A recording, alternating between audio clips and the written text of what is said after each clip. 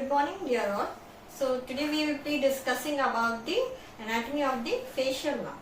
As you all know, facial nerve is of course the seventh cranial nerve, and we will be describing what are all the functional components and the different nuclei of origin of the facial nerve. So functional components, the facial nerve, functional components of the facial nerve are as follows. So it has got branchiomotor fibers. So branchiomotor fibers means the fibers which will be supplying the muscles which are derived from the branchial apparatus, from the branchial arches. So we know the facial nerve is the nerve of the second arch. So it will be supplying motor fibers to all the muscles which are derived from the second arch. That means all the muscles of facial expression, then the posterior belly of digastric and occipital belly of occipitofrontalis. And so this branchiomotor fibers, they represent the special visceral efferent component. Special visceral efferent. So anywhere special visceral efferent means the branchiomotor fibers.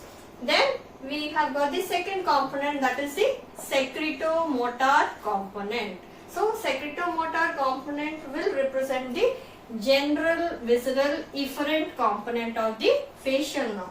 So this facial nerve, it gives secretomotor fibers to the glands in order to release their secretions. So it will be giving the preganglionic secretomotor fibers to the submandibular gland, sublingual gland and lacrimal gland, and also to the glands of the soft palate.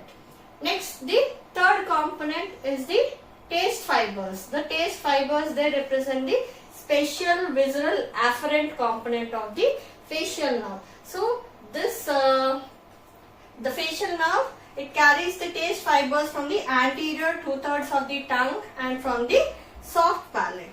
Then the fourth component of the facial nerve is the cutaneous somatosensory fibers. So these fibers, they carry the general cutaneous sensations from the concha of the auricle. So basing on these functional components, we have got the deep nuclei of origin of the facial nerve. So the deep nuclei of origin of the facial nerve are located in the pons and medulla, mostly in the pons. So the branchiomotor fibers, they take origin, deep nuclei of origin from the motor nucleus of the facial nerve, which is located in the pons. And these, as I told you, they will be supplying the motor fibers to the muscles of the second arch, which are derived from the second arch. And the secretomotor fibers, they come from the upper part of the superior salivatory nucleus, which is located in the pons. And then the taste fibers, they which carry the taste sensation from the anterior 2/3 of the tongue and soft palate, they carry the taste sensations via the chordotympanic nerve to the nucleus tractus solitarius. Nucleus tractus solitarius. And the cutaneous somatosensory fibers, they carry the cutaneous sensations from the auricle through the auricular branch of vagus nerve to the spinal nucleus of the trigeminal nerve. So with this basis, we will see the superficial origin and the course of the facial nerve. Now we will have a look at the superficial origin of the facial nerve. So we have seen the deep nuclei of origin, then from the fibers from the deep nuclei, then they will exit from the lower end of the pons in between the olive and the inferior cerebellar peduncle. So you will have a motor root and a sensory root which is exiting at the lower end of the pons. So that is the superficial origin of the facial nerve. So this motor root is present medially, and lateral to that you have got the sensory root of the facial nerve, which is also referred to as nervi intermedius, and this is present in close relation to the 8th cranial nerve, that is the vestibulocochlear nerve. So now once it has exited from the lower end of the pons, so we will have a look at the complete course of the facial nerve. So the facial nerve, by the presence of the stylomastoid foramen, so this one is the stylomastoid foramen. By the presence of the stylomastoid foramen, the complete course of the facial nerve is divisible into intracranial and intrapetrous part and extracranial course. So once it exits out from the stylomastoid foramen and it reaches the face, that part is called as the extracranial course. And the part within the petrous part of the temporal bone and the internal acoustic meters will make up the intracranial course or the intrapetrous part of the facial nerve. So now we have seen the motor root and sensory root, they pass through the internal acoustic meters. So this is the internal acoustic meters, where they are accompanied by the 8th cranial nerve and the labyrinthine artery, and then just before exiting through the internal acoustic meters, both of them will unite to form a common facial trunk. Then they will enter the medial part of the tympanic cavity, where you see the facial nerve is taking a bend. So this is referred to as the external genu of the facial nerve. This bend is called as the external genu of the facial nerve. So here you notice one small symmetrical swelling which forms the genicular ganglion of the facial nerve. Then after passing through the medial wall of the tympanic cavity, it passes through the temporal bone. So this is the facial canal. We refer to as this as the facial canal, and it gives one branch to the nerve to the stapedius.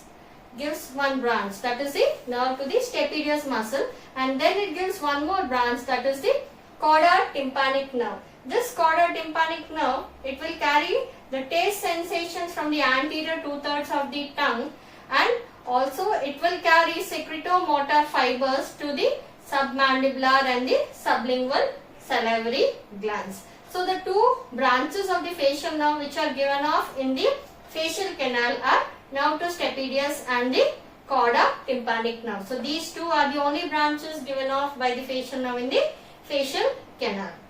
So then after it passes through the stylomastoid foramen, this is called as extracranial course of facial nerve. So just after it exits from the stylomastoid foramen, it gives branches to 3 muscles. So that is posterior auricular nerve, so which supplies the occipital belly of occipitofrontalis, and then it gives muscular supply to the posterior belly of digastric,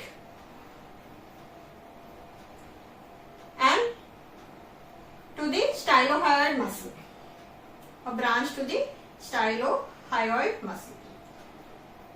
And then after that it passes, it pierces the posteromedial border of the parotid gland and enters into the parotid gland, and it passes superficial to the retromandibular vein, and then finally in the face it will divide into 5 terminal branches which will supply the muscles of the face. So there it forms the typical appearance of a goose foot, which is referred to as pes anserinus. So that is the extracranial course of the facial nerve, which I will be discussing later.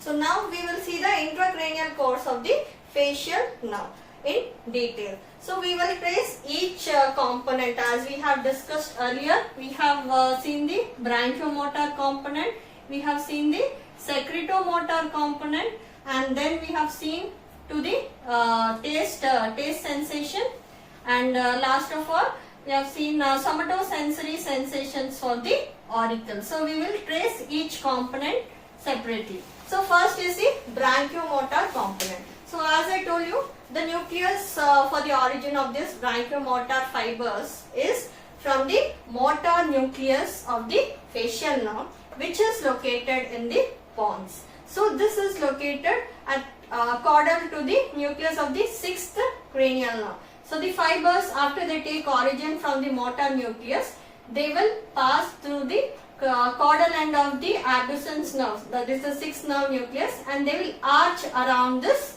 6th cranial nerve nucleus, and they will be forming the facial colliculus, which is located in the floor of the 4th ventricle, and then on reaching the cranial end of the abducens nerve nucleus, they will take a sharp bend. So this is referred to as internal genu of the facial nerve. Here what we have seen was the external genu, and this is the internal genu of the facial nerve. This is an example for neurobiotaxis, and after it curves around the motor nucleus of the 6th cranial nerve, it will pass through the motor nucleus of the facial nerve, and it will exit from the lower end of the pons, and then it travels through the facial canal, where it gives one branch to the nerve to the stapedius, and then it will exit out from the stylomastoid foramen. The remaining branches are given after the stylomastoid foramen,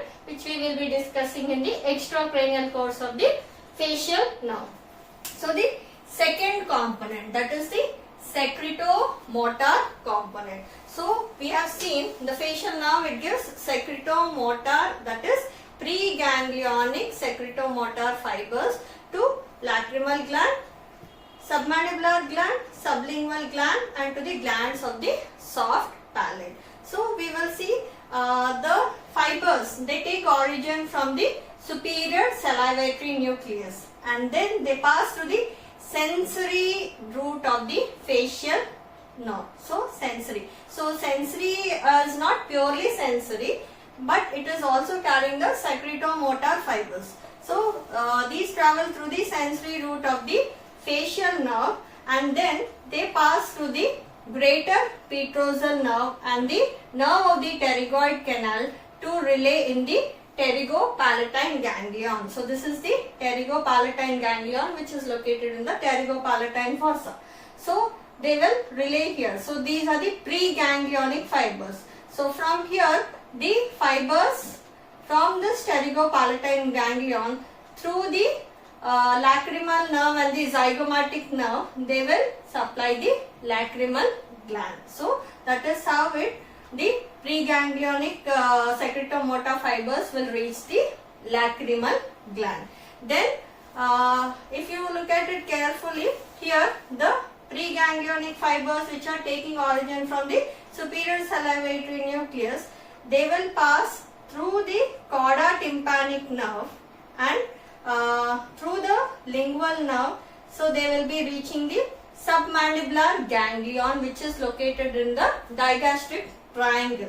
So these fibers, after reaching the submandibular ganglion, they will directly supply the submandibular gland, and the fibers to the sublingual gland, they will arise after these fibers will join again with the lingual nerve, and then they will supply the sublingual gland. So directly the submandibular gland is getting its secretomotor fibers from the submandibular ganglion, but for the sublingual gland, the fibers, they will again rejoin the lingual nerve, and then they will supply the sublingual salivary gland. So that is about the secretomotor fibers. So one more secretomotor fibers from the glands to the glands of the soft palate. So the fibers from the superior salivatory nucleus through the greater petrosal nerve and the nerve of the pterygoid canal, they will be reaching the pterygopalatine ganglion, and through the greater and lesser palatine nerves,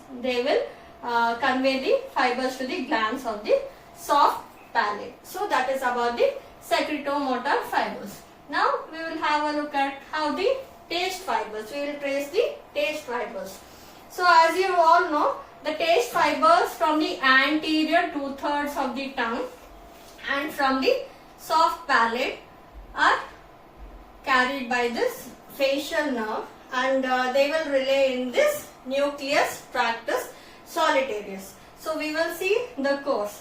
So the fibers, the taste fibers from the anterior 2/3 of the tongue, except the circumvallate papillae, they travel through the lingual nerve, then cauda tympanic nerve, and they will pass through the main trunk of the facial nerve, and you can have a look at this. So these are the taste fibers, and they are relaying in the genicular ganglion, and from here they are reaching the nucleus tractus solitarius. So after they reach the nucleus tractus solitarius, the taste sensation is carried to the ventro-posteromedial nucleus of thalamus, and from here finally the taste sensations they relay in the somatosensory area number 312 of the cerebral cortex. So that will complete the entire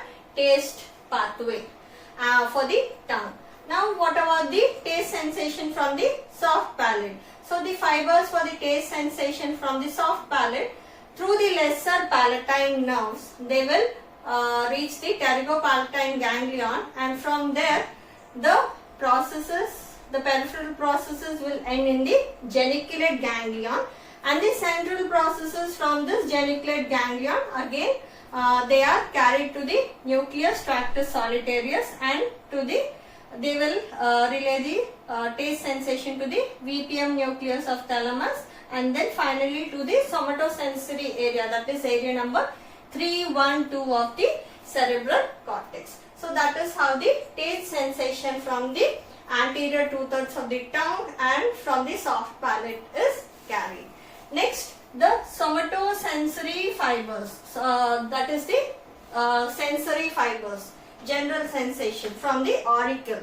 So that is from the ear through the auricular branch of the vagus.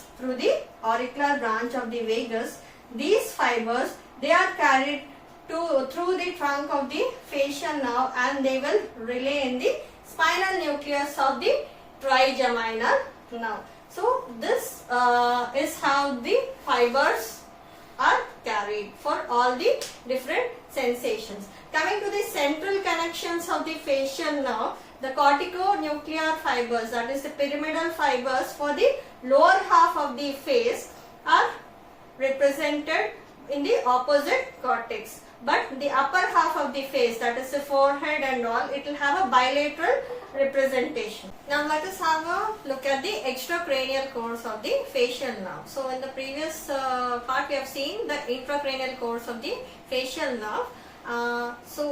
Once it exits out from the stylomastoid foramen, it is called as extracranial course of the facial nerve. So once it exits out of the stylomastoid foramen, the first branch given off is the posterior auricular nerve, which will supply the occipital belly of the occipitofrontalis muscle, and then it will give one nerve to the posterior belly of digastric, and then it will give one nerve to the stylohyoid. Then later on it will pierce the posteromedial border of the parotid gland, and it enters into the substance of the parotid gland, where it lies superficial to the retromandibular vein and the external carotid artery, and then it exits out from the parotid gland, and once it exits from the parotid gland, it will finally divide into two trunks, temporofacial trunk and the cervicofacial trunk. Now this temporofacial will again divide into temporal branch and zygomatic branch of the facial nerve. Cervicofacial trunk will divide into buccal, marginal mandibular and the cervical branches of the facial nerve. So these 5 branches, they give the typical appearance of a goose foot. So these are referred to as the pes anserinus. Pes anserinus. That means goose foot in the face. So we will have a look at what are the muscles being supplied by individual branch. So the temporal branch of the facial nerve, it will supply 3 muscles, that is frontalis muscle, corrugator supercilii and upper half of the orbicularis oculi. The zygomatic branch of the facial nerve will supply the lower half of the orbicularis oculi.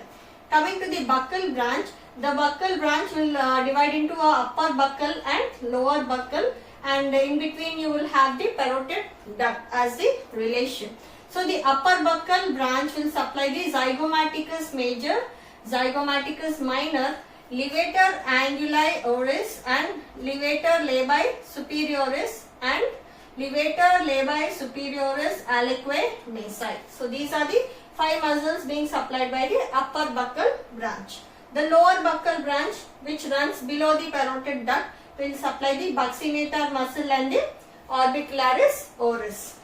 Coming to the marginal mandibular branch of the facial nerve, that will give the motor supply to the risorius, depressor anglioris, depressor labii inferioris and mentalis muscles. So these four muscles are being supplied by the marginal mandibular, and the cervical branch of the facial nerve will supply the platysma, which is the subcutaneous muscle which is present up to the, it almost extends up to the second rib. So this is about the extracranial course of the facial nerve. So if a question like extracranial course is given, you have to describe everything after the stylomastoid foramen.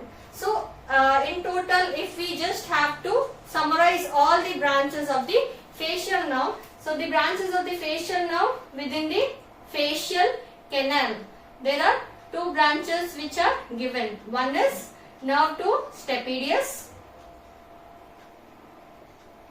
and then we have got the cauda tympanic nerve, and then once it exits outside the stylomastoid foramen, so these are the branches given. So first one is the posterior auricular, nerve to posterior belly of digastric, and nerve to stylohyoid. Coming to the branches in the face, so these are the branches: temporal branch, zygomatic branch, buccal branch, marginal mandibular branch and cervical branch. So this is in total about the complete course of the facial nerve, and the applied aspects of the facial nerve will be discussed in the next video.